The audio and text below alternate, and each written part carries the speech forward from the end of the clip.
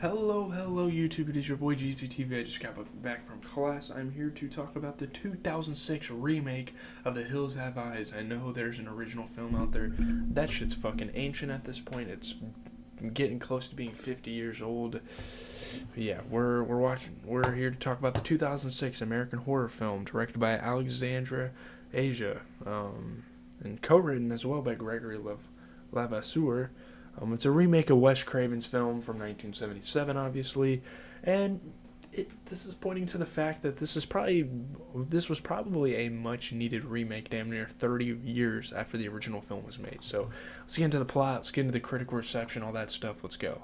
I'm not sure how accurate this is to the original film, what they got right, what they got wrong, but it is about a retired detective by the name of Bob Carter and his wife Ethel, who are traveling from Cleveland to San Diego through the New Mexico desert for their silver wedding anniversary.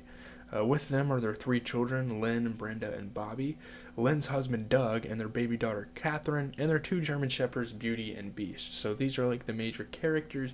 Obviously the other characters are like the hill people that were like affected by the nuclear explosion, and this is a new concept to me. I think it's really cool. Just talking about nuclear explosions and like the genetic effects of it, and there's a lot of social commentary, and that's what really makes good horror films. Is are they actually talking about something? Are they referring to something? Those are really good films. So they stop. That this family stops at a gas station where the elderly attendant suggests a different route through the hills, claiming it will save them a few hours. But this is pretty much a death trap, and you kind of figure out that there's some weird things with this guy from the start of the film. Not long after, their tires are punctured by a hidden spike strip, causing the truck and trailer to crash. So now, it's one of those movies, we're kind of stranded in the middle of nowhere. It's like a survivor film. Um, so Bob and Doug set off in opposite directions to find help, while the rest of the family stay by the trailer. So they're just trying to, cover some ground and whatnot. Beauty escapes, and when Bobby chases her into the hills, he finds her butchered. So right then and there, we find out there is something wrong here. Like, what the hell killed this dog? I know I'm sure they're aware, there's animals in the desert that can be pretty dangerous. But this dog was fucking gutted out. It's nasty. I mean, Bobby's horrified. He flees back to the trailer, but falls off the hill on the way, knocking himself unconscious. A timid yet kind-hearted girl named Ruby protects him from her brother Goggle. And this movie really reminds you of like Wrong Turn, except instead of like inbreds, it's freaking nuclear explosion victims that are like their ancestors suffered from that, and now they're like genetically mutated. It's weird. So meanwhile, Bob arrives back at the gas station. He said it was like a 5-mile walk. How did he get there by night? I don't know. I guess he could have if he didn't stop. So upon searching the station, he finds newspaper clippings detailing various disappearances in the area after recent nuclear testings at a mining town by the U.S. government had caused the mutants deformities. So again, we kind of get the historical context of this movie and what we're kind of referring to here. I think it's really cool. He confronts the attendant, who then commits suicide. So it's fucked, man. The attendant of this little gas station shop area is sitting in this outhouse with holding a shotgun and like whiskey and like drinking himself to death, it seems.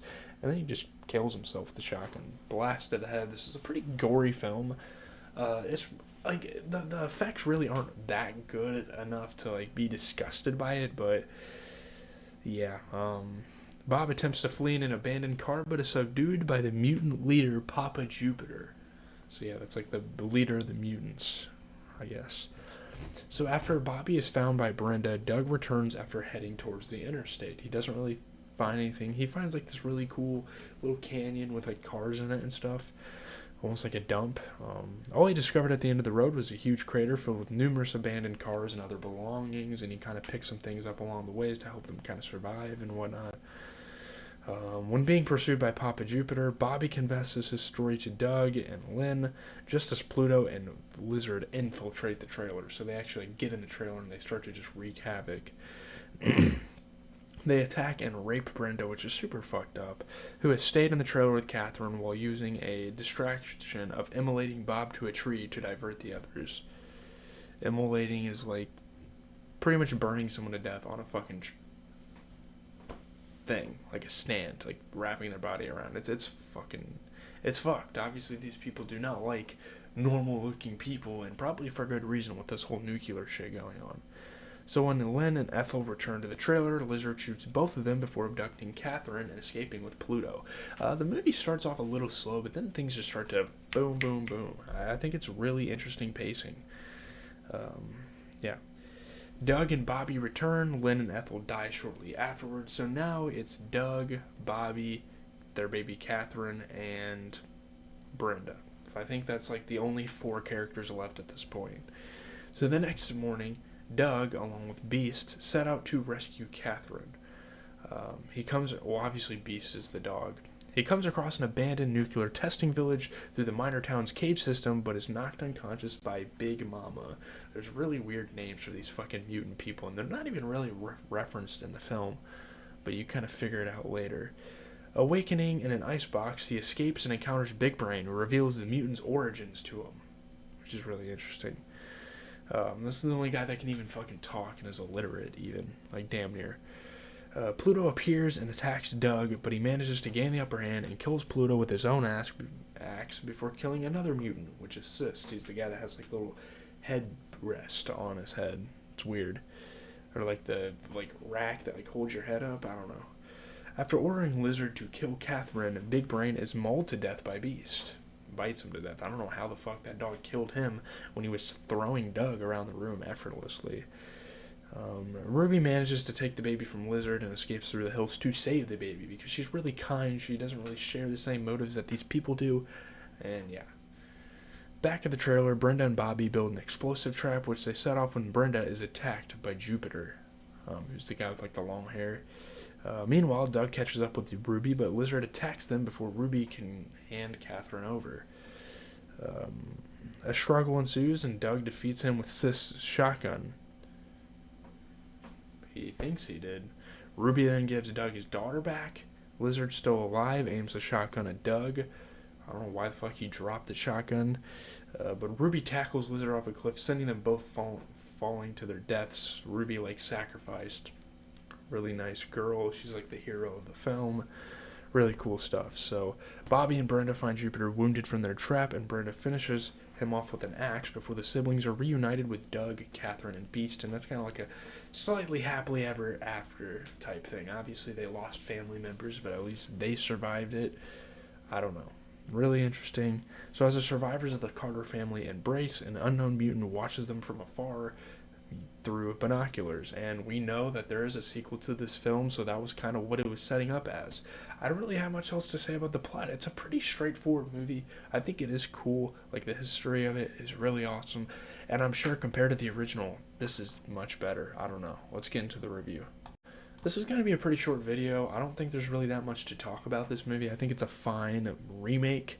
It's probably nice to have a modern take on something like that. Obviously, Wes Craven is a horror legend, but it's really cool to see someone take his idea and kind of rebuild it. It seems to be getting decent reviews. Faster pace for today's audiences, like more modern. This Hills remake ratchets up the gore for the hardcore horror fans, but will turn away casual audiences. If you're just here for a casual watch, don't even bother, you know. This remake of the alleged 1977 Wes Craven classic has one very disturbing quality. It's pretty damn good, honestly. I think it's pretty solid. It's pretty much in that torture porn genre. It damn near is in that torture porn genre. I don't know. Some people would agree, some would disagree with that. I mean, some may call it torture porn. I don't know. I'm kind of on the fence about that. The characters in the film aren't really familiar with horror movies, and the film should have focused more on the characters rather than the violence, I would say. That's definitely a flaw. The Hills Have Eyes finds an intriguing setting in typical fake towns built by the government, but its mutants are simply engines of destruction. There's a misshapen creature who coordinates attacks with a walkie-talkie. I would have liked to know more about him, but no luck. I mean, the origin story is always a thing you could include in horror films, and I think this movie kind of suffers from that a little bit. You don't get the full origin story. I'm sure Wes Craven could probably tell it from his point of view because he was the originator of this concept, but you get the newspaper clippings on the walls and stuff, and that really doesn't help at all. it'd be really cool to, I mean, and then like Big Brain or whatever towards the end of the film kind of talked about them and how you regular people bombed us and now we have deformities and now we're like scheming against you. I guess that's what it is, but like when did the bombings happen? What was it for? I think that would have been cool to kind of refer to a historical period in history. That was kind of redundant to say, but it's a solid remake. I just don't think this franchise as a whole is really that great in general.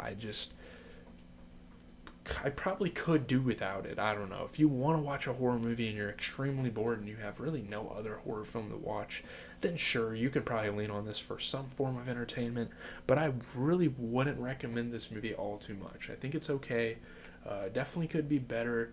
And in comparison to The Shining, this movie doesn't even come close. Because, yeah, you guys know how I feel about that movie. Most of you guys probably saw my review.